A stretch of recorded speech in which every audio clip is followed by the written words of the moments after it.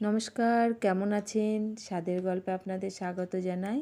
চলুন আজকে আমার ধনেপাতার গাছ থেকে কিছুটা পাতা কেটে নিয়ে আসি। কত সুন্দর হয়ে আছে না? টবে লাগিয়ে রাখলে মাঝে মধ্যে দরকার পড়ে। মাছ এনেছে, ভাবছি মাছ দিয়ে ধনেপাতার রেসিপি করব। এখানে আমি 5 পিস মাছ নিয়ে ভালো করে ধুয়ে 2 চামচ ভিনেগারে 30 মিনিট ভিজিয়ে রেখে কাঁচা লঙ্কা আর ধনেপাতার পেস্ট করে নিলাম। 30 মিনিট পর ধুয়ে নিয়ে মাছে হলুদ নুন মেখে কড়াইতে গরম তেলে মাছ ভেজে নেব। ওই তেলে গোটা গরম মশলা দিয়ে কিছুটা পেঁয়াজ ভালো করে ভেজে এর মধ্যে 1 চামচ আদা রসুন বাটা, ধনে গুঁড়ো, জিরে গুঁড়ো, নুন সমস্ত মশলা ভালো করে ভেজে 6-7টা কাজু বাদাম বাটা দিয়ে ফুটে উঠলে মাছগুলো দিয়ে দিলাম।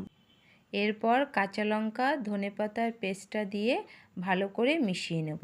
2 মিনিট ফুটিয়ে নিয়ে 1 চামচ গরম মশলা দিয়ে সিম করে 1 মিনিটের জন্য ঢেকে রাখব। 1 মিনিট পর ধনিয়া মাছ রেডি পরিবেশনের জন্য।